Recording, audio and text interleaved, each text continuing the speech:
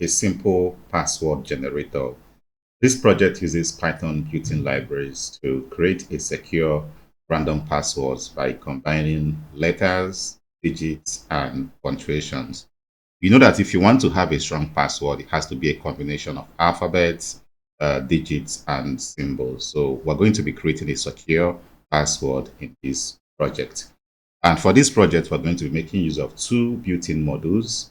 We're going to be using the random module and we're going to be using the string module. So we're going to start by importing the necessary libraries or modules. So here we have import random. Next, we're going to import the string module. So we have import string. Next, I'm going to be creating a function that is going to generate the password. So I'm going to call it generate password. So here we have def generate password. And I'm going to give it a default length of 12. So here I'm going to have length is equal to 12. So next, I'm going to define the character set upon which the password is going to be built from. And I'm going to be making use of the string module for this. So I'm going to call this characters is equal to, here I'll have string.aci letters, and I'm going to be combining the letters with digits.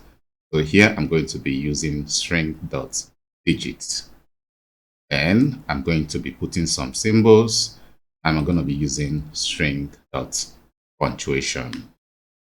The next thing I'm going to be doing is I'm going to be using the random.choice to pick random characters from this pool of character sets and join them into a string of a desired length.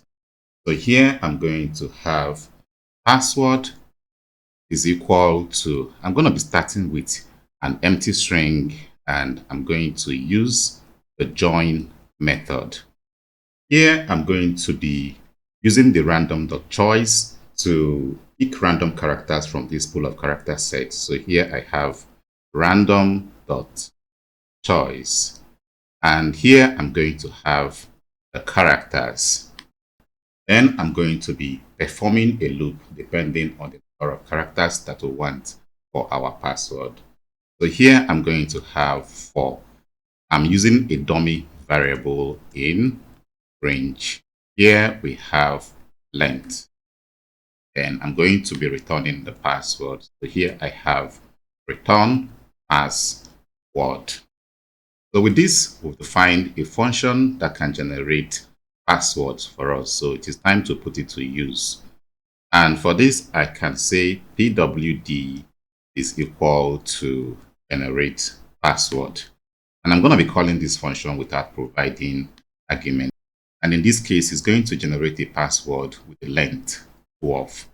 So let's go ahead and print the password. So here I have print pwd. And this is going to print the password for me. Then if I want to specify the number of characters I want for my password, I can provide it in here as argument. So let's say I want a 20 character password. I'm going to put 20 in here. And if I run the program, it's going to generate the password for me. And of course, you can see this is actually a very secured password consisting of alphabet and digits and also symbols.